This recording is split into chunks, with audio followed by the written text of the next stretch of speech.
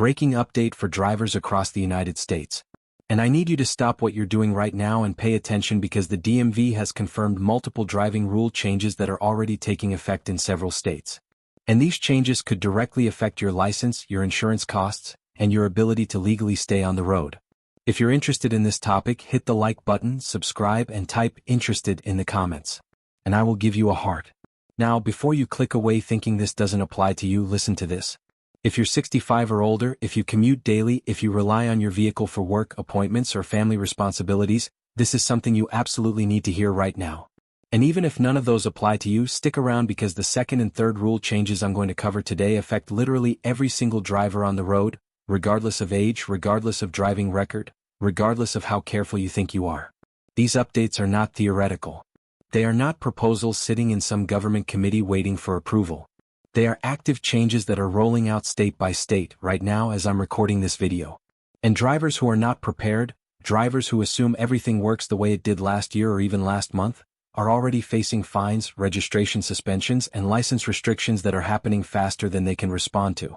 Today I'm going to walk you through exactly what's changing, who it impacts the most, which states are implementing these changes first, and what specific steps you can take right now today to protect yourself from the financial penalties, the legal headaches, and the disruptions to your daily life that these changes can cause if you're caught off guard. Welcome back to the channel. If you're new here, this is where we break down important DMV updates, driving law changes, and real-world rules that affect your daily life. No hype, no clickbait, no wasted time, just clear, actionable information so you can stay legal, protected, and ahead of problems before they happen. We don't deal in rumors or speculation here. Everything I share is based on official DMV announcements, state legislation, and verified enforcement updates. This particular update is especially important because it involves 3 major rule changes being implemented by the Department of Motor Vehicles in coordination with state transportation agencies and insurance regulators across the country. These are not minor adjustments to obscure regulations that only affect a handful of people.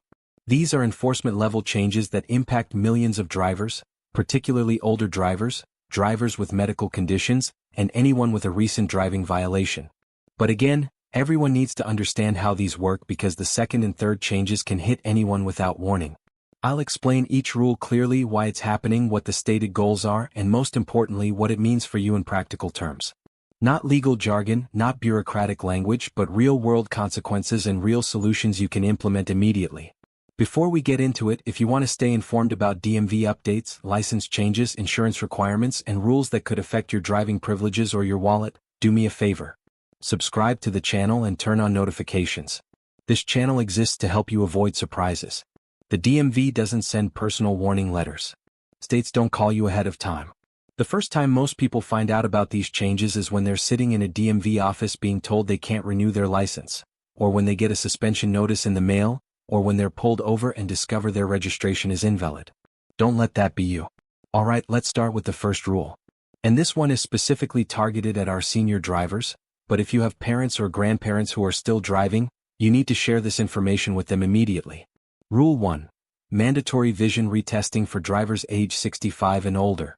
This first change affects senior drivers nationwide, and it represents one of the most significant shifts in license renewal policy we've seen in decades. Several states, including California, Florida, Texas, Illinois, and Pennsylvania, have now expanded mandatory vision retesting requirements for drivers age 65 and older. And more states are adopting similar policies every month. Here's what that means in plain language, stripped of all the official terminology and bureaucratic doublespeak. If you are 65 or older and your license is due for renewal in 2026, you may no longer be allowed to renew online or by mail, even if you've done so successfully for years, even if you've never had a violation, even if your driving record is completely clean. In many cases, you will be required to visit a DMV office in person and pass a vision screening before your license can be renewed. Not after. Before. No passing the test, no renewal. It's that simple. This change is already active in some states right now as I'm recording this. In other states, it's scheduled to expand over the next few months. The rollout is happening in phases, which means you might not be affected on your next renewal, but you will be on the one after that. The trend is clear and it's moving in one direction. Now, let's talk about why this is happening because understanding the reasoning helps you prepare properly. According to federal traffic safety data from the National Highway Traffic Safety Administration, Age-related vision decline is a growing factor in accidents involving older drivers. And we're not talking about minor fender benders in parking lots. We're talking about serious collisions, intersection accidents, wrong-way driving incidents, and crashes that result in injuries and fatalities. Conditions such as cataracts, glaucoma, macular degeneration, and reduced depth perception can make it harder to read signs at a distance, judge the speed and distance of other vehicles, react quickly to sudden changes in traffic, see clearly in low light or at night, and distinguish between similar colored vehicles or objects. These changes happen gradually. Most people don't wake up one day and realize they can't see. It's a slow decline that's easy to miss or dismiss. You compensate without realizing it. You avoid night driving. You stick to familiar routes. You drive slower. You leave more space. And for many people, these adaptations work fine for years. But here's what the DMV and safety officials are concerned about. The problem isn't always about whether you can see well enough to drive safely on a good day on a familiar route in perfect weather. The problem is whether you can see well enough to respond to an emergency, to a child running into the street, to a car running a red light, to an obstacle in the road that appears suddenly. The goal, at least according to official statements, is not to take licenses away from seniors. The goal is to identify vision issues before they lead to accidents. The goal is early detection and intervention. Get the corrective lenses. Get the treatment. Get the restrictions that allow you to keep driving within safe parameters. However, and this is the part that concerns a lot of people, here's the reality drivers need to understand. If you fail the vision screening, the DMV may place restrictions on your license, or in some cases, deny renewal until further evaluation is completed. The restrictions can include daylight-only driving, no freeway driving, limited radius from home such as within 10 or 25 miles, corrective lenses required, no driving in inclement weather, and annual or biannual retesting requirements. In cases where vision is severely compromised, you may be required to submit a report from an ophthalmologist, complete a behind-the-wheel driving evaluation, or in the worst cases, have your license suspended until vision improves to minimum standards. Here's how this is playing out in real life, and I want to give you a specific example because this helps illustrate what you might face. Imagine you're 68 years old. You've been driving safely for decades. Maybe 50 years of driving with no serious accidents, no major violations, nothing that would suggest you're a danger on the road. Your license expires in 3 months and you expect to renew it the same way you always have, online or by mail, quick and easy. Instead, when you log into the DMV website or receive your renewal notice, the system requires an in-person visit. You're confused. You call the DMV. They explain the new policy. You don't have a choice. You have to come in. So you schedule an appointment, you go to the DMV office, you wait in line, and eventually you're called up for the vision test. The examiner asks you to read the chart. You squint. You struggle to read the smallest lines clearly. Maybe you get some right, maybe you miss a few. The examiner makes notes. Then they tell you failed the screening. You're shocked. You've been driving fine. You haven't had any problems. You haven't hit anything or gotten lost or had trouble seeing. But the objective test says otherwise. At that point, you may be required to get corrective lenses, which means visiting an eye doctor, getting a prescription, ordering glasses, waiting for them to arrive, and then returning to the DMV to retest. Or you may be required to submit a medical report from an ophthalmologist, which requires scheduling an appointment that might be weeks away, paying for the exam, and getting documentation sent to the DMV. Or, if your vision is borderline, you may be offered restrictions. You can keep your license but only for daylight driving. Or only within a certain distance from home. Or only with corrective lenses that must be worn at all times. This is already happening across the country. These are not hypothetical scenarios. These are real situations that real drivers are facing right now. So what should you do? How do you prepare? How do you protect yourself from being blindsided by this? Here's my recommendation step by step. If you're 65 or older and your license is approaching renewal, even if it's not for several months, schedule an eye exam now. Don't wait until the DMV requires it. Be proactive. Make sure your prescription is current. If you need new glasses or contacts, get them now. Don't wait until the DMV forces the issue because once you're in that situation, you're on their timeline and their schedule. If you already have known vision problems, if you've been diagnosed with cataracts or glaucoma or any other condition, talk to your doctor proactively.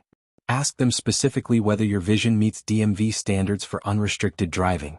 Get their honest assessment. If they recommend corrective lenses or treatment, follow through immediately. Addressing this ahead of time gives you options instead of surprises. You control the process. You schedule things at your convenience. You avoid the stress and pressure of trying to solve this under a deadline while your license expiration date looms. And here's something important to understand. If restrictions are placed on your license, remember this does not automatically mean you can't drive. It doesn't mean your independence is gone. Restrictions are designed to keep you safe while allowing limited driving privileges. Daylight-only driving still lets you run errands, go to appointments, visit family. A radius restriction still covers most people's daily needs. Yes, it's an adjustment. Yes, it might be frustrating. But it's better than losing your license entirely. And it's certainly better than being involved in an accident because you didn't realize how much your vision had declined. This is a major shift in how license renewal works for senior drivers, and it's not going away. If anything, more states will adopt this policy. The trend toward stricter vision requirements for older drivers is clear. So senior drivers and their families need to take it seriously and prepare accordingly. Now let's move to the second rule. And this one affects absolutely every driver regardless of age. Rule 2. Real-time insurance verification and automatic penalties. The second rule affects every driver on the road, period. And it represents a fundamental change in how insurance compliance is monitored and enforced. Many states have now activated real-time insurance verification systems that are directly connected to DMV databases and state insurance databases. This means the DMV can instantly see whether your insurance coverage is active. Not in a general sense. Not probably covered. They can see, in real time, whether your specific policy on your specific vehicle is currently in force. And here's the critical part that everyone needs to understand. If your insurance lapses, even briefly, even for a single day, even for reasons that seem completely innocent or understandable, the system can automatically flag your vehicle registration and trigger penalties without warning. No grace period. No phone call. No, we noticed there might be an issue, can you clarify? Just immediate consequences. Let me explain how this is different from the old system because this contrast is important. In the past, insurance lapses often went unnoticed unless you were stopped by police or involved in an accident. You could go weeks or even months with a lapsed policy, and unless something happened that brought it to someone's attention, there were no immediate consequences. Sure, you were technically breaking the law. Sure, you were uninsured and at risk. But practically speaking, the enforcement was reactive, not proactive. You had to get caught doing something else first. That grace period, that window of time where you could fix the problem before it became official, is gone. Completely gone. Under the new system, the moment your insurance company reports a cancellation or lapse to the state database, the DMV is notified. And we're not talking about a notification that sits in a queue for someone to review next week. We're talking about automatic, instantaneous flags that trigger predetermined responses. Depending on your state and the specific implementation of the system, this can result in automatic registration suspension, meaning your vehicle is no longer legally allowed on the road, fines ranging from $100 to $500 just for the lapse itself, reinstatement fees that you must pay before you can legally drive again, and in some cases, license suspension, particularly for repeat offenses or extended lapses. Here's what makes this especially harsh. The reason for the lapse does not matter to the system. The system is not designed to evaluate your circumstances or your intent. It doesn't care whether you forgot to make a payment, whether your auto draft failed because your card expired, whether you were switching providers and there was a brief gap in coverage, whether you were traveling and didn't receive the cancellation notice, whether your insurance company made an administrative error. The system does not consider intent, only status. Insured or not insured. That's it. Binary. Black and white. And the consequences kick in automatically. Here's a real-world example that illustrates how this can play out. Your insurance payment was due yesterday. You've been a customer for 10 years. Never missed a payment. But this time you forgot. Or your bank account didn't have enough funds. Or your credit card was declined for some reason. Whatever the cause, the payment doesn't go through. The insurance company's automated system cancels your policy automatically at 12:01 a.m. the next day. They might send you an email or a letter, but by the time you receive it, the damage is done. Within hours, they report the cancellation to the state database as they're required to do by law. The DMV system receives the report and immediately flags your vehicle registration. Days later, possibly before you even realize your insurance has lapsed, you receive a notice in the mail stating that your registration is suspended effective immediately and a reinstatement fee is due. In some states, this notice also informs you that your license may be suspended if you don't resolve the issue within a certain time frame. Until you fix the issue, which requires reinstating your insurance and paying the reinstatement fee and providing proof to the DMV, you are legally unable to drive. Your vehicle cannot be on the road. If you get pulled over during this period, you're facing additional violations for driving on a suspended registration and potentially driving without valid insurance. This system is already active in states like New York, New Jersey, North Carolina, and Arizona, with more states rolling it out every quarter. Some states are using their own systems. Others are participating in regional databases. But the trend is universal and it's moving fast. So how do you protect yourself? How do you make sure this doesn't happen to you? Here are the specific steps you need to take. First, set up automatic insurance payments through your insurance company's system. Don't rely on remembering to pay manually every month or every 6 months. Automate it. Yes, you should still monitor your bank account and make sure the payments are going through, but automation removes the risk of simply forgetting. Second, keep your payment method current. If your credit card is expiring soon, update it with your insurance company before it expires. Don't wait until after the card is declined. If you change bank accounts, update your auto-pay immediately. Make this a priority, not something you'll get to eventually. Third, when switching insurance companies, and this is critical, ensure there is zero gap between policies. Not one day. Not a few hours. Zero gap. Schedule your new policy to start the same day or the day before your old policy ends. Verify with both companies that the coverage periods overlap if necessary. Get confirmation in writing. Fourth, regularly check your insurance status through your provider's app or website. Most insurance companies now have mobile apps that show your policy status in real time. Check it monthly. Make sure your policy is active. Make sure your coverage is current. This takes 30 seconds and can save you hundreds of dollars and days of stress. Fifth, keep proof of insurance accessible at all times. This means a current insurance card in your vehicle, a digital copy on your phone, and ideally a PDF copy in your email that you can access from anywhere. If you need to prove your coverage to the DMV or to a police officer, you want that proof immediately available. This rule is meant to remove uninsured drivers from the road, which is a legitimate safety goal. Uninsured drivers cause problems for everyone when accidents happen. They create financial burdens on other drivers and on the insurance system as a whole. But the reality is that this automated enforcement system also means small mistakes, administrative errors, and innocent oversights now carry big consequences. There's no human review. There's no opportunity to explain. The system doesn't care that you've been insured for 20 years without a single lapse. It only cares about your status right now in this moment. So you have to be more careful and more proactive than ever before. You cannot afford to be casual about insurance payments. You cannot assume you'll catch problems before they become official. The system is faster than you are, and once it flags your registration, you're in damage control mode. Now let's move to the third and final rule, which involves the most aggressive enforcement change I've seen in years. Rule 3. Enhanced distracted driving penalties and technology-based enforcement. The third rule is the most aggressive enforcement change in this entire update. Several states have expanded distracted driving laws and introduced new detection technology that fundamentally changes how these violations are identified and prosecuted. Under these updates, the penalties for distracted driving are significantly harsher than they were even a year ago. First offenses, which used to result in a warning or a small fine in many states, can now result in fines of $200 to $500, license points that affect your insurance rates, and mandatory driver safety courses that you must pay for and complete within a specific time frame. Repeat offenses, which is defined as any second violation within a certain period such as 24 months, may lead to license suspension for 30 to 90 days, dramatically higher fines that can exceed $1,000, or in some cases, criminal charges if the distracted driving resulted in an accident or injury. But what's really new and what's really concerning to a lot of drivers is how violations are being detected. This isn't just about police officers pulling you over because they saw you on your phone. Some states are now using advanced camera systems and AI-assisted detection tools that identify when drivers are looking down or interacting with devices. These cameras are mounted on traffic signals, highway overpasses, and in some cases on specialized enforcement vehicles. They use computer vision and machine learning algorithms to analyze driver behavior in real time.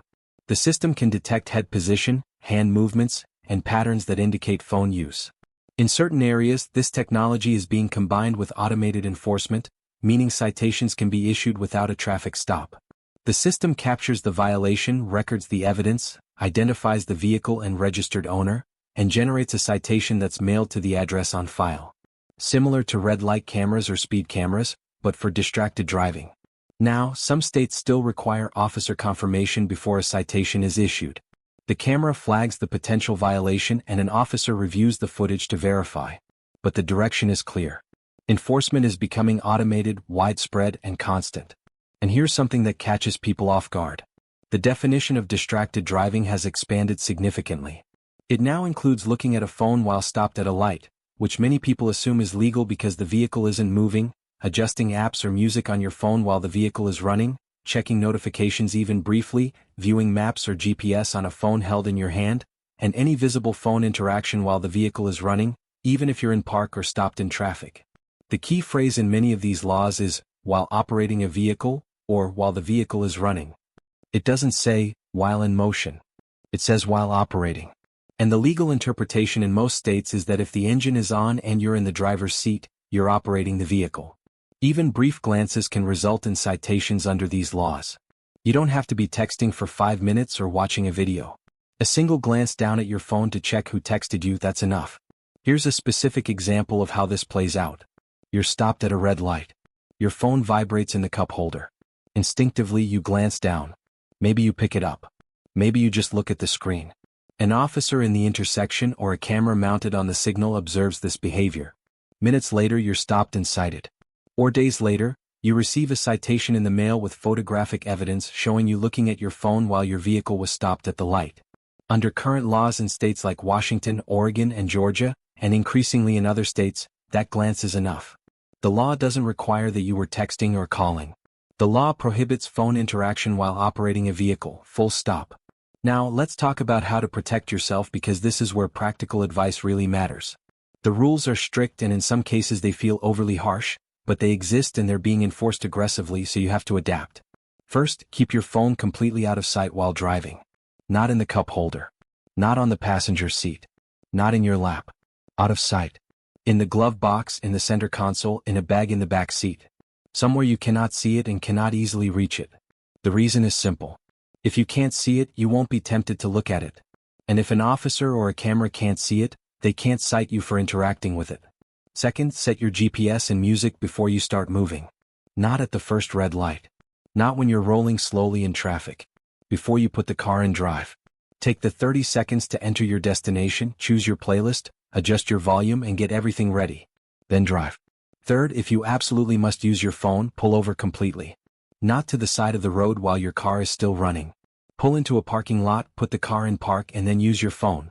This is the only way to be completely safe legally. Fourth, use hands-free systems properly. This means phone mounted in a legal position, such as on the dashboard or windshield mount in an approved location, voice commands only, no touching the phone while driving, and ensuring your setup complies with your state's specific hands-free laws because they vary significantly. Some states allow windshield mounts. Some don't. Some allow dashboard mounts anywhere. Some require they don't obstruct your view. Know your state's rules and follow them exactly. These laws are strict. They're being enforced with technology that doesn't get tired and doesn't look away. But they're designed to reduce accidents and save lives. Distracted driving is now the leading cause of accidents in many states, surpassing even drunk driving in some areas. The statistics are clear. Phones are dangerous. And lawmakers and law enforcement are responding aggressively. The big picture, why this matters and what you should do now. So let's step back and look at the big picture here.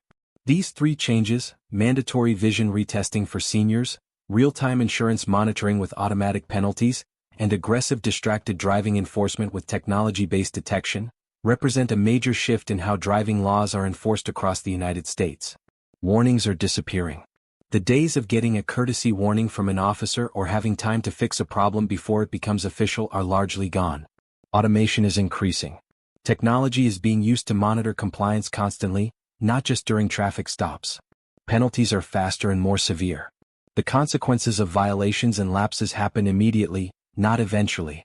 This is a fundamentally different enforcement environment than what most drivers are used to. And the drivers who adapt quickly will avoid problems. The drivers who assume everything still works the way it did 5 years ago are going to get hit with fines, suspensions, and disruptions they didn't see coming. The best approach is simple, but it requires commitment. Stay informed. Subscribe to channels like this one. Follow your state DMV on social media or check their website regularly. Don't assume you'll hear about changes through traditional media because you probably won't. Be proactive. Don't wait for renewal notices to think about your license. Don't wait for cancellation notices to think about your insurance. Don't wait for a citation to think about your phone use. Handle these things before they become problems. Follow the rules closely. These aren't suggestions anymore. These are enforced regulations with real consequences. Take them seriously. Adjust your behavior. Update your habits. Make compliance a priority. If this video helped you, if you learned something useful, if you now understand these changes better than you did 20 minutes ago, do me a favor. Subscribe to the channel. Like the video so it reaches more people. And most importantly, share it with someone who drives regularly, especially older family members who might not be aware of the vision testing changes. These updates can prevent fines, prevent suspensions, and prevent serious problems that affect your ability to work, to take care of family, to maintain your independence. And that's what this channel is all about. Helping you navigate the system so you stay ahead of it instead of getting caught by it. There's a lot of misinformation out there. There's a lot of outdated advice. I see people in comments and forums sharing guidance that was accurate years ago but is completely wrong now. Don't rely on what your friend told you or what you remember from last time. Get current, verified information from reliable sources. And one more thing. If you're watching this and you think this doesn't apply to you yet, maybe you're younger, maybe you just renewed your license, maybe you assume you have time, consider this. Laws change faster than your renewal cycle. Technology gets implemented between renewals. Enforcement policies shift without individual notification. The change that doesn't affect you today might affect you in 6 months when you're switching insurance companies, or when you're at a red light and your phone buzzes, or when your parents' license is up for renewal and they're asking you for help. So stay informed, stay prepared, and drive safe. Because at the end of the day, these rules exist for a reason. Vision testing saves lives by getting dangerous drivers off the road or getting them the help they need. Insurance verification protects everyone from the financial chaos of uninsured accidents. Distracted driving enforcement prevents crashes that kill thousands of people every year. You might not agree with every aspect of how these rules are implemented. You might think some penalties are too harsh or some enforcement is too aggressive. That's fair. That's a conversation worth having. But while we have that conversation, while we debate the details and the nuances, the rules are still in effect. The enforcement is still happening. And your best move is to comply fully while staying informed about your rights and options. If you have questions about your specific situation, about your state's rules, about how to handle a particular scenario, drop a comment below. I read every comment. I respond to as many as I can. And when I see common questions, I make videos addressing them directly. This community is here to help each other navigate this stuff. We're all dealing with the same system. We're all trying to stay legal and protected.